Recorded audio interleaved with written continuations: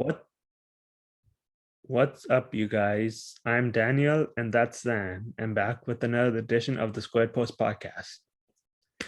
We have we had a fun show planned talking about tag team wrestling that has dominated the week, but it did not feel right if we don't stop before we get into all that to talk about something that happened recently. On Monday night, yesterday, this is going to date the show, but whatever. Yesterday, while Raw was starting, the news officially broke that Scott Hall, Razor Ramon, how you want to refer to him, had unfortunately passed away. And yeah, we can sit here we are going to, in fact, sit here all night and we can talk about Scott Hall's in-ring career. We can talk about his persona outside the ring as Razor Ramon. But there's one thing I do want to say. What we have today, it does not happen if Scott Hall and Kevin Nash and even Hulk Hogan, although we all know how we feel about him, this does not happen if Scott Hall and Kevin Nash never existed. This industry owes Scott Hall a debt it can never repay. Sam. Yeah. Scott Hall was one of these guys that came in, made an impact.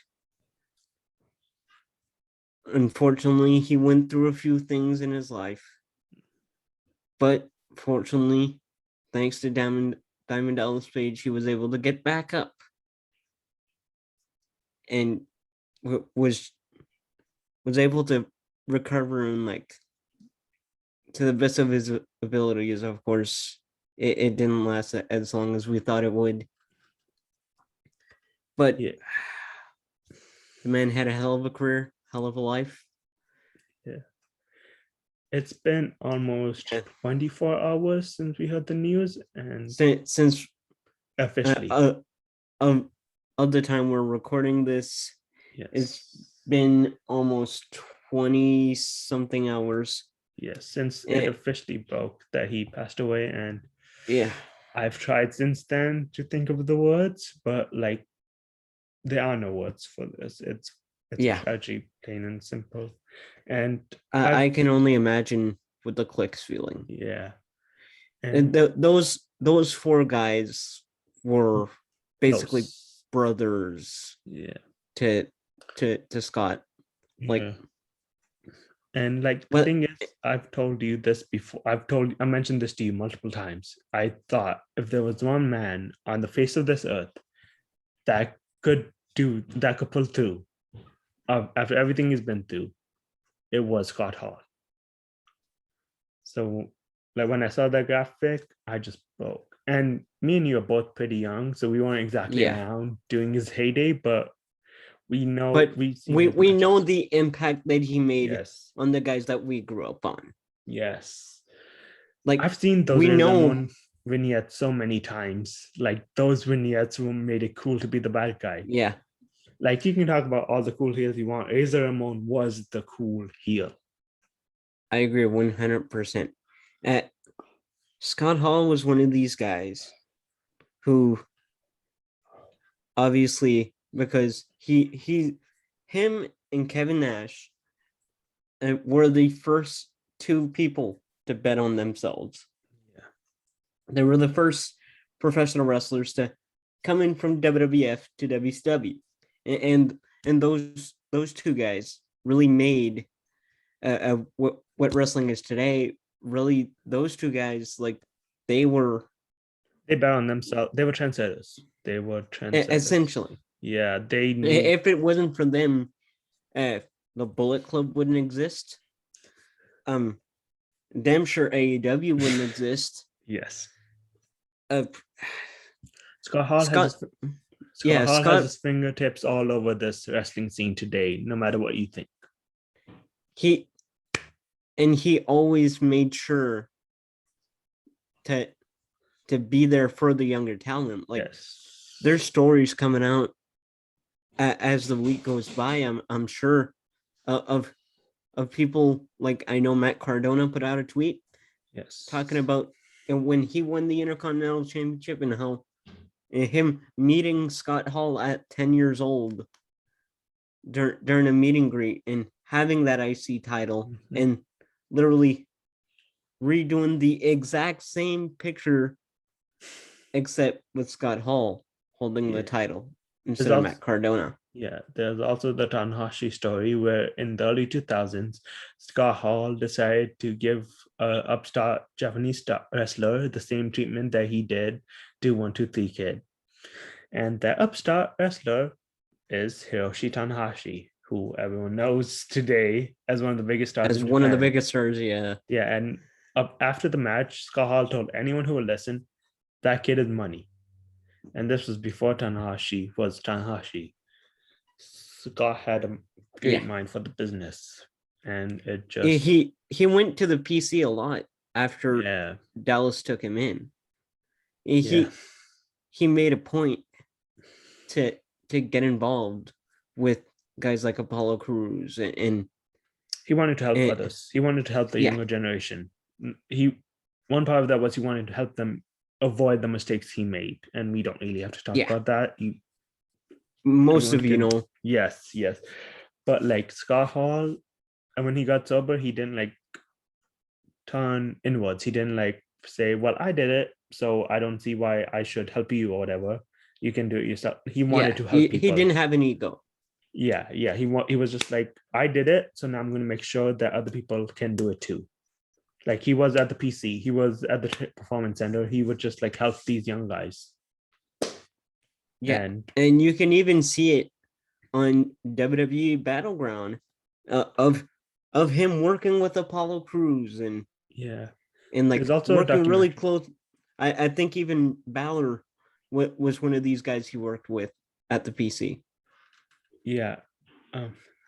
There was also a documentary called Living on the Razor's Edge, which was a documentary about Scott Hall, and they even have him visiting the PC and talking to those guys. And another thing that's been circulating recently is Asuka, when she had her like whole undefeated streak. She made a tweet saying, I know, like, I want to do what Goldberg did and like be as good as Goldberg. And Scott Hall responded, you're already way better than Goldberg. Which I popped for that. Yes. Because it is absolutely true.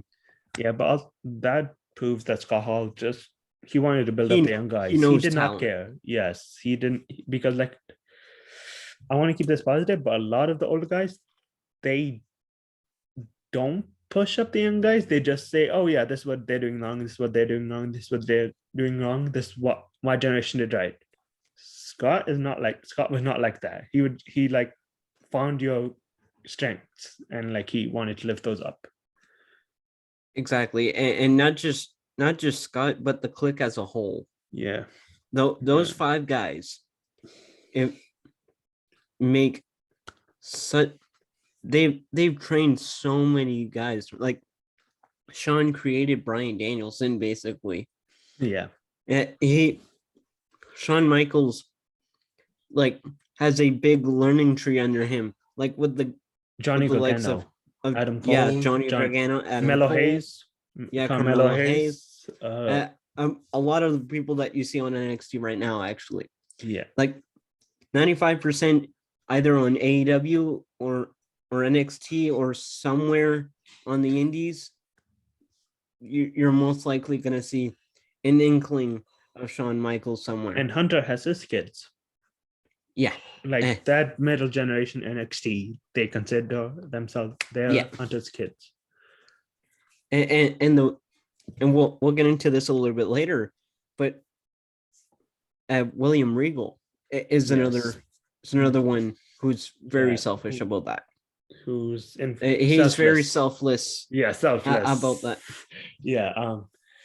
But we just want to talk about Scott Hall because it's the big thing going around right now. Yes, the wrestling world lost someone. Wrestling lost someone that was very influential, and who knows? Wrestling might not exist right now. Yeah, impactful. Wrestling might not be what it is right now if Scott Hall was not Scott Hall. Scott Yeah. Hall being Scott Hall might have killed him, but like it just sucks. That's what we're trying to say. There's no good way. We're There's not no gonna way. do a whole eulogy show, but But it sucks. There's no good way to spin this. A lot of people know. And yeah, we just wanted to say rest in peace, yeah, Scott Hall. we just want We'll all to miss you. pay the respects to Cody Hall and the entire family. Yeah. There's no good way to transition. No, Yeah, but we can't. we're gonna try our best. Yes. We'll talk. Okay, we can talk about. We're going to talk about tag teams. So we mentioned it a little bit. We'll talk about the outsiders. Outsiders, Kevin Nash and Scott Hall. Man, there's no good way to transition out of this. No, not at all. But I'll say this: those two guys, just in general, like influence not just the American wrestling side, but also like the Canadians and the Europeans and all that. And you see a lot of, and I know like a lot of the Japanese tag teams have a big NWO outsiders. Yeah, outsiders were influence on, like the building block of what this generation is fine on. And I would say that without AEW, because the outsiders transitioned to the NWO and the NWO transitioned to the Bullet Club. And without the Bullet Club, there's no AEW. I'm talking besides that. Finn Balor might not have come to WWE. AJ Styles might not have come to WWE.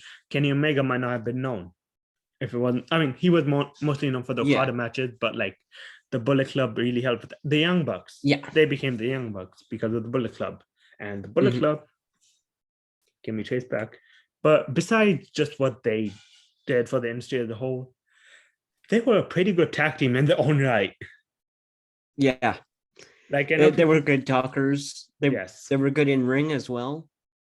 Yes, like, and people get mad about Kevin Nash and him being quote unquote lazy, but the man knew what he was doing. Yeah, he's not stupid. Like, he knew how he could work. He knew what style fit him best. He knew how to get that style to make a lot of money. Yeah, and he knew that if he used his basketball background, that it would help, and I think it really did. Yes. And Kevin Nash, we're going to talk about another tag team that Kevin Nash helped influence, sort of, because in the early 2000s, Kevin Nash went from WWE to TNA, where he met... And so did Scott Hall. Yes, but where Kevin Nash met a really, well, not really, but he met a young Alex Shelley. And we can talk all day about the paparazzi productions, but I want to talk about what happened after, where Alex Shelley met Chris Sabin. And they became one of the greatest tag teams of all time. Yes, Motor City Machine Guns, who are probably one of the greatest and also most influential. And I'm going to talk about... Yes. Yeah, we're going to talk about that influence a little bit later on in the show. Because like it leads into what I'm saying. It feeds into a lot of the current talent going right now. Like, yeah, but I do want to say this real quick. The best way I describe Motor City Machine Guns and Alex Shelley is, I don't care who your favorite tag team is. Motor City Machine Guns are your favorite tag team's favorite tag team. And there was a point in time, ask anybody that watched wrestling in the early 2010s, there was a point in time, Alex Shelley was your favorite wrestler's favorite wrestler. I don't care. Sure. Yes, I don't care what you think of right now. Alex Shelley as TNA World Champion was very good. Excellent. To me, out of the two, Alex Shelley was pick. Well, weren't they both Chris world Sabin champion? Chris Sabin was world champion. Oh, really? Shelly never got it. I should know this. Oh, wow, that's interesting. Yeah, because I can probably talk about Chris Sabin all day long. So I'm trying not to. Yeah. Because like Chris Sabin has been there through so much of TNA, and like Chris Sabin's amazing. Anyone that does not like Yeah. Chris Sabin, I don't trust you. Actually, anyone that doesn't like Alex Shelley, I don't trust you. Yeah. But yeah, I was mentioning this to someone yesterday or the day before. Is I've been watching wrestling long enough. Samoa Joe and Alex Shelley, when I started watching wrestlings, they were what some people, especially Kurt Angle and Booker T and Kevin Nash, would call disrespectful punks. And Yeah. now Samoa Joe and Alex Shelley yell at disrespectful punks. I've been watching wrestling long enough that Samoa Joe and we're Alex at that Shelley, point yes, in our life where these guys that we grew up on are that were 20 young. years in. Yeah. Because like you had to because like I promise you, Samoa Joe in And 28 CM Punk is another one of yes, these guys CM that's Punk. yelling, which we'll get into that a little bit later. In 2008, Samoa Joe would be doing. Actually, Samoa Joe did the exact same thing to Sting that Karrion Kross was doing to William Regal. And Alex Shelley was doing the exact same thing that he's yelling at Jay White about right now. So it's interesting. Which is kind of funny. How everything, like, pro wrestling always has a circle. Yeah. History doesn't repeat, but it rhymes. That's the saying. History does not repeat, but it rhymes.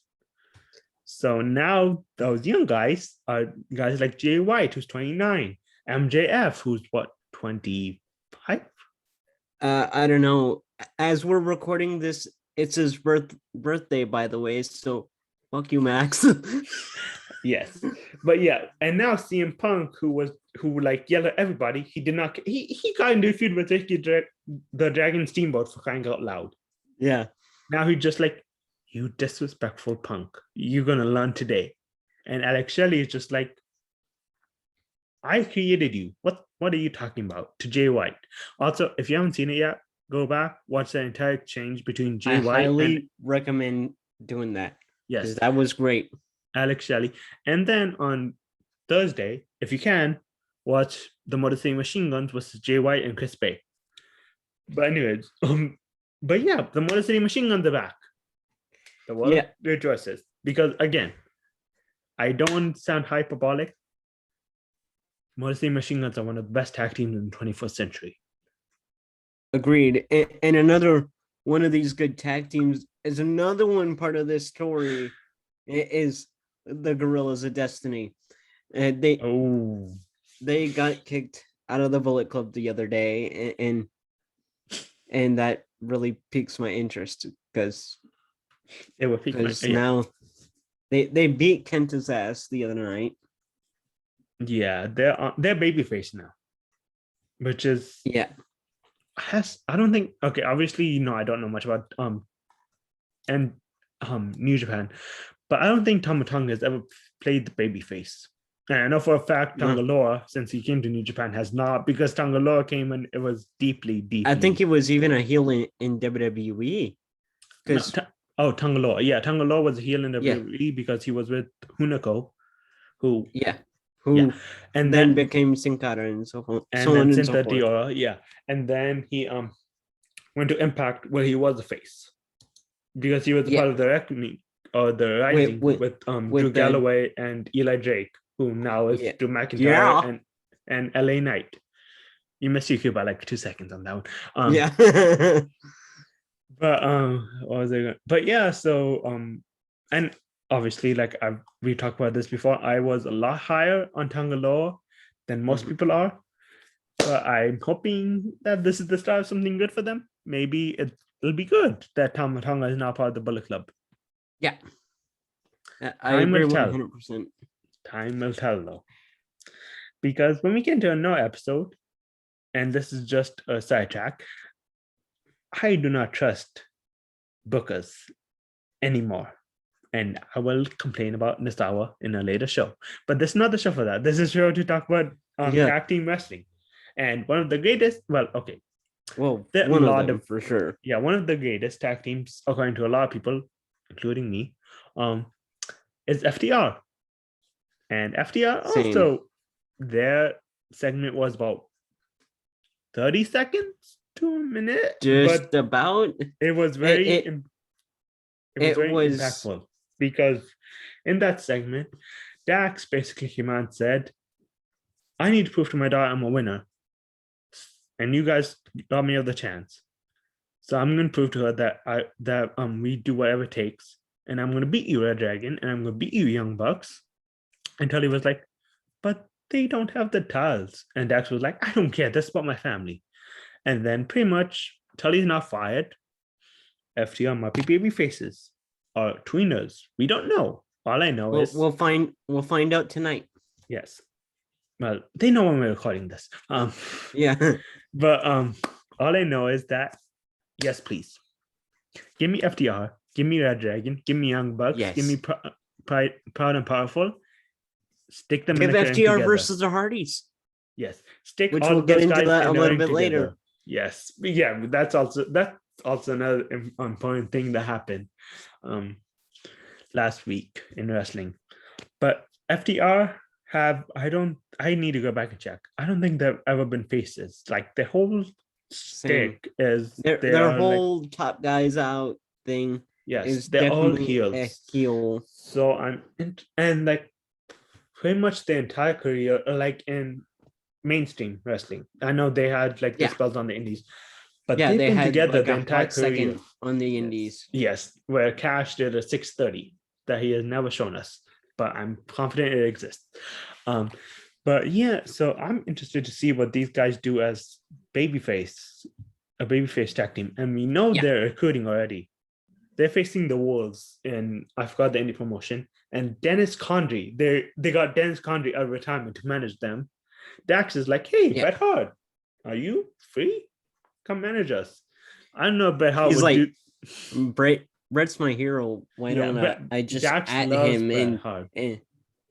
Yeah, if there's one thing anybody knows about Dax, it's that besides the fact that Bret he's angry sometimes. Yes, he is Uncle Dax. But yeah, do they need a manager though? Do you think they need a manager? Not really. I think they're fine on their own when it comes to talking. Yeah. But I think when it comes to like the aesthetic that they're going for, they need that 80s vibe. Yeah, I was gonna say they need like someone like a 80s Southern wrestler that like a Dennis Condrey or I don't know if they need 80s wrestler, but their whole like stick is that they love the tag team wrestlers of the past. Yeah, so they don't need one, but it's very them. 80s focused. Is what it helps saying. them. NWA. Then it's 80s NWA basically. Yes.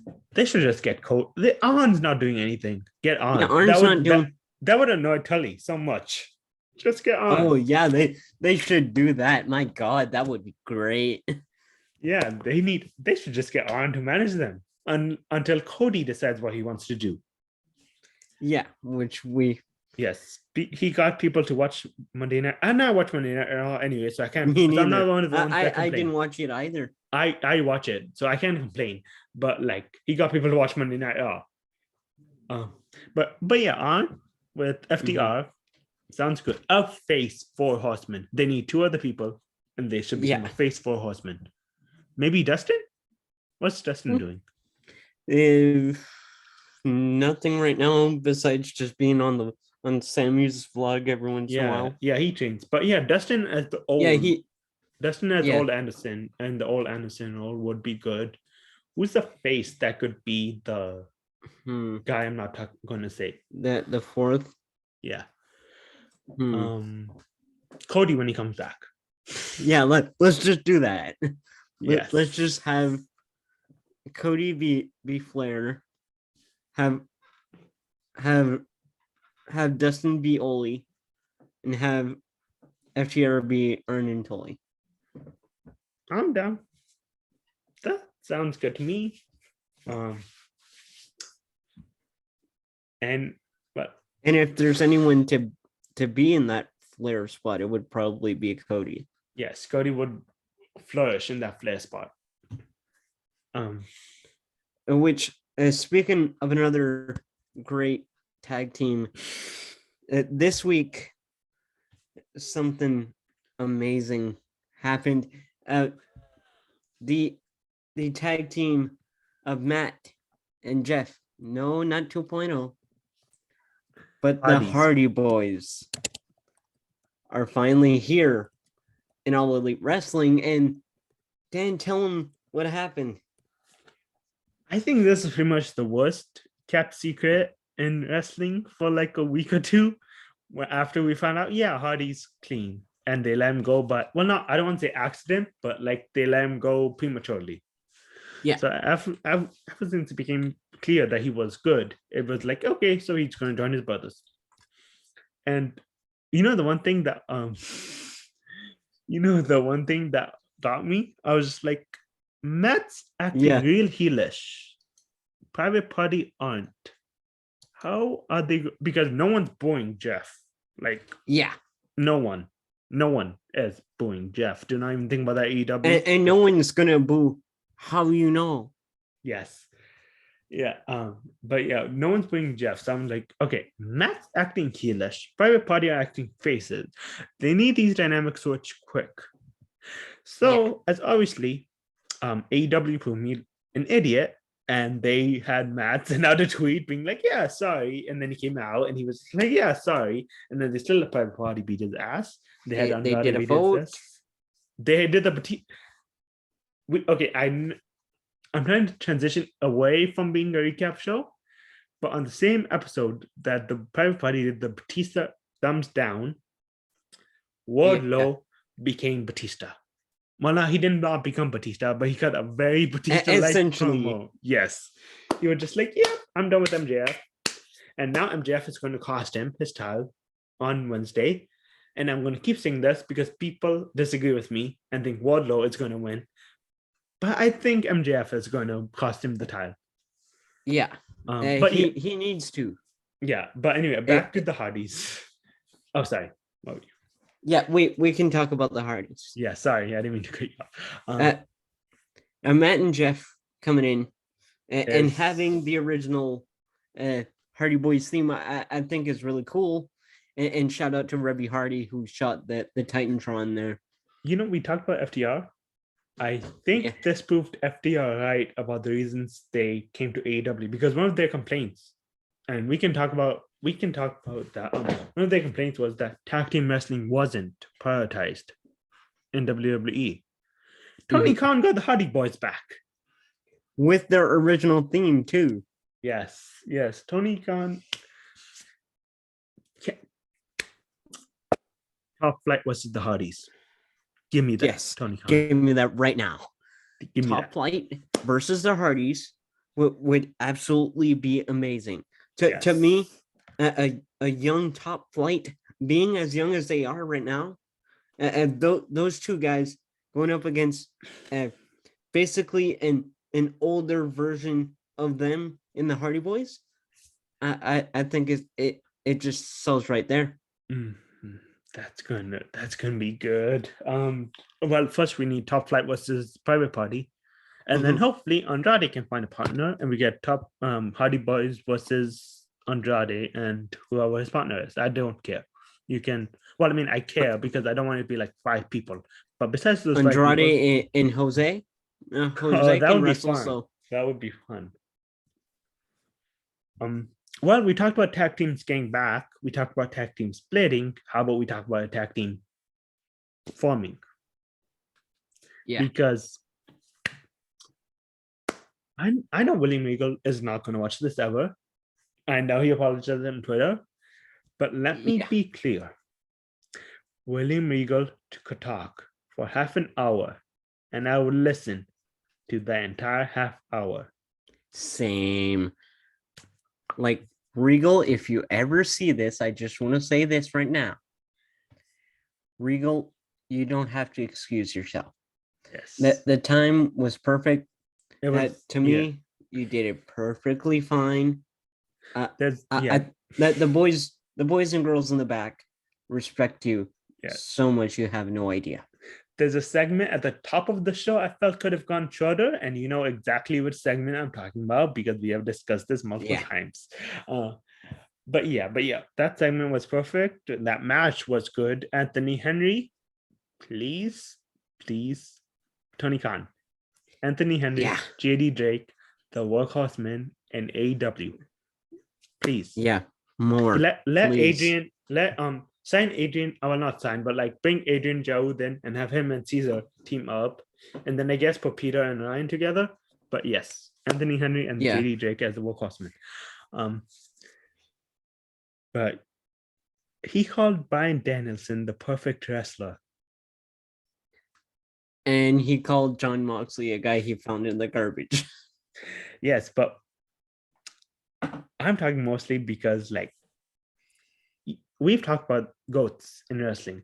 You've talked about how those two guys are up there for sure. Yeah, we talked about how there's no definitive list for goats because wrestling is a subjective art form. Yeah. But we also talked about how if there's a goat, Brian Danielson is my goat. He is the best wrestler in the world today. No disrespect to AJ. Same. To me, Brian Danielson, I think I've even said it on this show.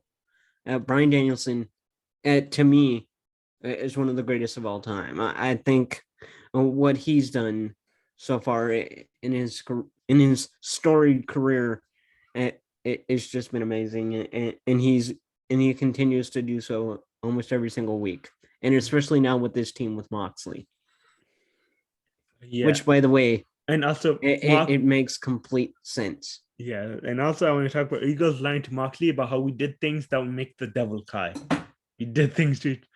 Yeah. For people that okay, well, obviously, if I'm pretty sure if you're watching the show, you know, but like if you don't, go back and watch those FCW promos because John Moxley is probably one of the best talkers in the business, as is William Regal. And when you get two of the best talkers in we know what happened. We saw it with like CM Punk and MJF.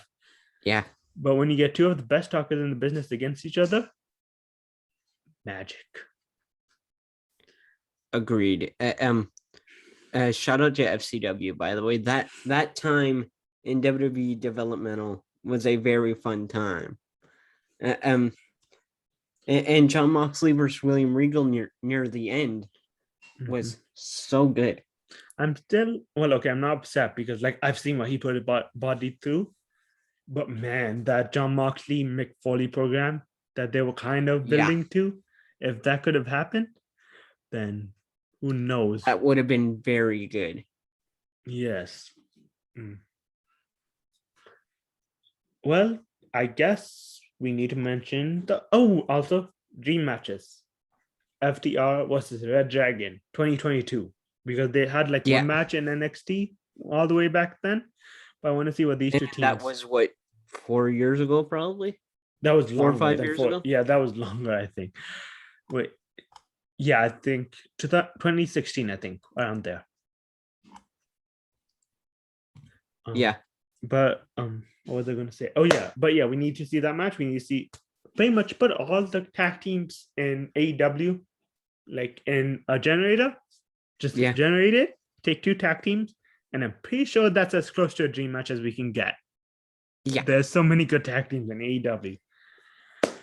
You can add 2.0 to that list. 2.0, Proud and Powerful, Young Bucks, who we all know is a really great tag team. Yeah, Top Flight, Private Party, Hardys now. FTR, Best Friends, Trent and Chuck.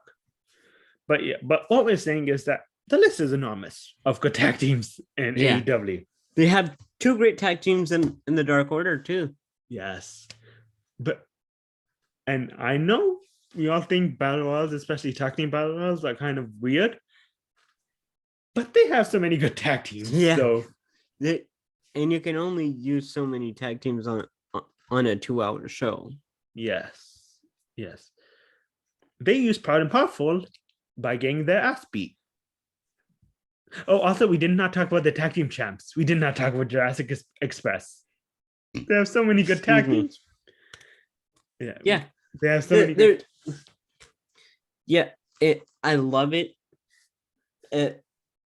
this tag division is so stacked. Like you said, they have Jack Perry and Austin the Dinosaur. They have DPW's Matt Lee and Jeff Parker. They have They have a lot of good tag teams, and pretty much Red Dragon. Red Dragon versus the Hardys is a match I really want to see. yes. What I'm saying is that despite what it looked like in the mid 2000s, early 2010s, tag team wrestling Is still very back. strong and still very profitable. And FTR sure. was proven right. But yeah, anyway, back to Proud and Powerful. I know people are going to get mad at me for this, but thank you. They're finally away from Chris Jericho. Same. They're going to feud with Chris I Jericho did not. now, I but did not want them to be a part of Yaz. they were never going to, like, I know people like, oh, what is Santana Ortiz doing? They fist bump Jericho. I was just like, I don't want to say let it play out, but let Essentially, it play out. yeah. Because I did not think they would take it that far. I Yeah, thought me Chris too. Jericho would invite Eddie Kingston out. They would have the thing like they did. They would shake hands. Chris Jericho would low blow him. And then when Santana Ortiz came out, he would like push them away and become full-fledged here. But this was better. Surprisingly, yeah. I do have one complaint about this whole thing. It's Daniel Garcia being in there. Yes. Why is Stanley Garcia with Chris Jericho and not with Danielson? Like, let Regal take him away from them. Actually, okay. Here's the thing. I'm not. Moxley and Danielson, you think baby faces or heels? Because they're getting cheered so much. I think they're getting cheered because of Regal. Yes. So by way of Regal, they are baby faces. Yeah, because so maybe the onus of the group has changed then, do you think? And do you think Daniel Garcia fits in with this? I think we're still getting the Regal Dojo. I just think it's going to be geared more towards Lee Moriarty than Daniel Garcia, if that makes sense. Yeah. Because Daniel Garcia is still a heel at the moment. Yes, and William Regal can slap him all he wants. I don't think Daniel Garcia is responsible to that. Daniel Garcia is more John Moxley, Dean Ambrose. Lee Moriarty is more Daniel Bryan Danielson. You can slap Lee Moriarty and he'd be like, yes, sir. And then he just goes on to what he does. You slap Daniel Garcia and he slaps you back. Yeah. He's one of these guys that can go in there and let's say Regal bitch slaps something. Let's just say. He will choke him out. I love William Regal. He'll go right into a rear naked and just choke the shit out of Regal. And Regal would do it too. Yes. And then John Moxley would come and Daniel Garcia would slap him and then he would immediately die. Yeah. With 2 paradigm shifts. Yes. So what we're saying is Daniel Garcia is very much the rebellious kid and Lee Moriarty is very much the teacher's pet. Yeah, the teacher's pet. And William Regal needs to save both of them. And get William Wheeler Yuta while you're at it. Yeah, why not? And Layla Hirsch. I mean, Danhausen's already in best friend, so why not? And Trent and Wheeler Yuta still don't like each other that much. Yeah, so why not? There's a path there if they want to take it. Yeah, we'll see what happens. Yes. And speaking of the Young Bucks,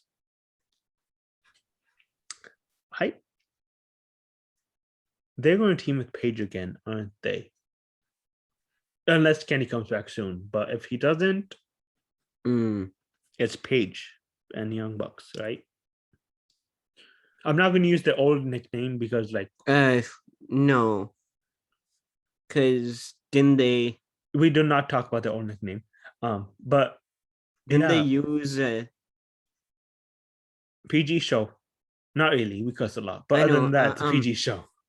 I'm not talking about the name. I'm talking about that the members wasn't the promo saying that he was going to team with the young Austin and it was going to be Austin and Jack Perry versus Luchasaurus and Jungle.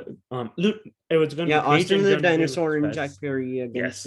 Yes, and then I think Cole was going to recommend the Young Bucks, or he was like Red Dragon. And no, he was inferring Young. Yeah, He he was used a loved in implying. name. But then the Young Bucks was like, yeah, no, if it's against Page, we're out. And then Cole got mad at them. So now, do you think the Cole? I'm just gonna call them Undisputed Originals. Undisputed Originals. Do you think they're gonna cheat next week? Young Bucks come out and stop them, and that's the blow off. Do you think that's gonna happen? Good question. Here's the thing about the Undisputed Originals is that if they want to do that, I think they have to have Kenny be there. Like maybe like they do that, and then the next week it's a 6-man between the UO and the Bucks and a mystery opponent of their choosing, with being Kenny Omega. Well, we don't know how long Kenny's gonna be out, so We'll see. we'll see. But yeah, Young Bucks and Red Dragons, when that happens in a straight up tag team match, Mhm. pay-per-view. That needs to be a pay-per-view. Yeah. What other we need to talk about, I guess we should talk about Jay White and Chris Bay, since they're teaming up against Back to Impact. They're teaming up against the Motor City Machine Guns. Those two guys are going to be a great tag team. Yes. We talked a lot about this because obviously we talked about his turn. But Jay White in America has revitalized Jay White. Because we all know Jay White's amazing. Like that was never a question, but I think people already knew that. But I think because of like a situation outside of his control, circumstances outside of his control, like New Japan being New Japan right now in the year 2022, it kind of like soured people on him. But like this recent run he's had is like, yep, that's Jay White. That's who we know. That's the Jay White that people saw and were in awe with. It's not, and Jay White is a great singles wrestler. Chris Bay's a great singles wrestler. They can use that to their advantage. Yeah. We'll see. I don't trust him. I mean, I love, I'm the Impact fan, but we'll see what Impact does with these guys. Speaking of another great Impact tag team, Finn Juice is a great tag team in Impact in New Japan as well. I think both these guys are very good. Yeah, I think they're firmly in New Japan right now, and that's good. I like them in New Japan. Yeah. But yeah, they're like, okay, there's going to sound mean. It's not. There's some tag teams that are New Japan. There's some tag teams that Impact. There's some tag teams that fit the mold for WWE, and there's some tag teams that fit the mold for AEW. And like that's fine. Yeah. Like not every wrestler needs to fit the mold for every company. Like that's probably the reason FTR left. Yeah. FTR was just like this. They're the prototypical NWA guys, and that's the kind of style that AEW is going for. Yeah, and they knew that what they wanted to do and what WWE Vince McMahon wanted to do was different things. So they were like, yeah, we're just gonna leave. It's fine. We don't care. Yeah. But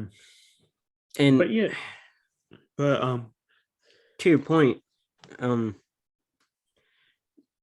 those two guys, they were like really good in WWE, but they never really got the chance to do anything like impactful besides their tag runs, really. Like even their main roster tag runs, like their tag title runs, like they wanted to change the way that tag teams was seen in wrestling at the time. Yeah. Because we've talked about it. This is becoming a tag team stream, and I'm fine with that. We've talked about it. Like tag teams weren't really respected in the early 2010s. There were the Motor City Machine Guns. There was really young Bucks. There was the Usos. There was the Half Foundation, then Tyson Kidd and Cesaro and all that. But tag team wrestling wasn't really seen as something. It was in like the 80s and 90s, where like these guys were respected above respected. And FDR, their thing was We're going to get tag team wrestling back to where it was.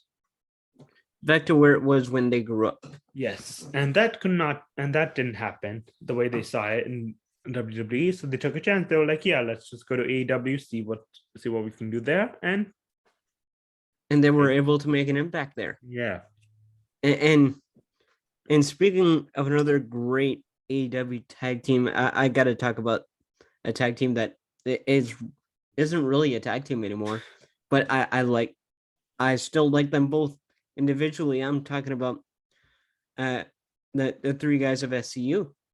that's what I thought you were talking about. Kaz did some stuff like, I'm a West Coast kid. I will always talk about West Coast wrestling when I can. Yeah.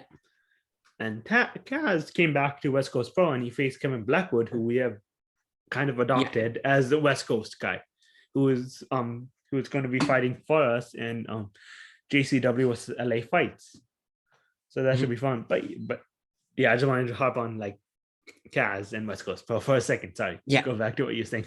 And what I was saying is that SCU, they were a great tag team. They both versions, whether it was the current TNT champion Scorpio Sky, and with either Daniels or Kazarian or vice versa, they were a great tag team. And I think what Scorpio is doing right now with the TNT championship is very interesting to me. Yeah. I think that the way Scorp was brought in with the stuff with Ethan Page, I think like the stuff with ATT and of course we're talking about Paige Van Zant, who got her first training session the other day with Gangrel, and which is really cool. I can't wait to see how it turns out come Double or Nothing. If she's wrestling there. But yeah, Ethan Page and Scorpio Sky, they're both really good pro wrestlers and they've been a really good tag team. And now Scorpio has some singles success under his belt. But he's winning the TNT. And he's going to be a great champion if they let him. Let him. And I think Ethan's completely fine with just being the cheerleader in the back for a while. Yes. And because it's your buddy. Like, we know when your buddy wins a title, you kind of want to ride that wave a little bit. Yes. And we know Ethan is a great tag team wrestler. Yeah. Because him and Josh Alexander, they were amazing. Yeah. No, those two guys really made a formidable tag team as well. In Impact. Yeah, they really made an impact. Yeah. In the Canadian independent scene, they were those guys. Yeah, and now Josh Alexander is that guy. What Motor City was before the North arrived. Yes, and then So what we're saying is that tag team wrestling is a really, really important, sometimes overlooked aspect of wrestling. And since I think we're getting ready close, I'll put this to you. Name your top 10 favorite tag teams, if you can think of them on the spot. All right. Of all time? Yeah. Of all time, okay, let's go Arn and Tully. Red Dragon. Tyson Kidd. Yeah. Yeah, Tyson Kidd and friggin' David Hart Smith. Yeah. Let's do top 5 instead. Fourth is going to be Young Bucks. Top 5 is going to be the Hardys. FTR. Motor City. North. Men of the Year. I want to say the NDA. Gotta add a little DPW in there. Okay, so this is in no particular order. I'm a mark for all Japanese wrestling. Mm-hmm. Kawada and Akira Tao. Sorry, I'm mispronouncing your name if you ever see this. The Miracle Violence Connection, Steve Williams, Terry Gordy, Search out the matches. Steiner Brothers. Oh, I of don't think course. I need to tell anybody to search out the Steiner Brothers. If you know, you know. If you don't, Yeah, then you see Brown Breaker every Tuesday. yeah, FDR, obviously. yeah, Motor City Machine Guns. Heart Foundation. Edge and Christian. hmm Red Dragon. yeah. I need 2 more. Okay. I'll do indies. Violence is Forever and Power and Powerful. My top 10. That's a good top 10 as well. Yes. Honorable mention Well- goes to the Usos and the New Day. I mean the Young Bucks. Yeah, they're definitely honorable mentions no matter what. Yeah. They held it down. Like, I know we talked a lot of trash about early 2010s tag team wrestling, but the Usos held it down for tag teams. Usos and the New Day version of Kofi and Woods. Yes, they held it down. Like, you cannot deny those guys' talent. Yeah. Kofi and Woods as a tag team, we'll just say this, that those two guys cannot be not talked about as one of the greatest tag teams. Yes. Like, they literally were named the greatest tag team in WWE history. Like, you can't. Mm-hmm. And also another honorable mention, this might feel kind of cheap, but in Impact, but by the Impact, we talked about them earlier, Outsiders. Yeah. Yeah. Their run in Impact was very good. Their run in WCW was awesome. Like, I went back and watched some of those it was matches. game-changing, their run in WCW. Yes. You know who I am, but you don't know why I'm here. Yeah. So again, rest in peace, Scott Hall. Rest in peace, Scott Hall. We miss you. But I think that'll do it for us. This was less of a recap show than we normally do, but this was a good hour. I just want to put it out here. Thunder Rosa is winning the title tomorrow. She is. She better. I think she didn't go to the Spurs game just to not have the title. Yes. Steel Cage, hometown. She can't lose. And also, since we're doing last minute thoughts, Cody Rhodes, where are you? Yeah, Cody, Seth where Rollins are you, man? Needs you. Seth Rollins needs you. Yeah, Cody. I don't know if you're going to be watching this, but I'm just going to say it right now.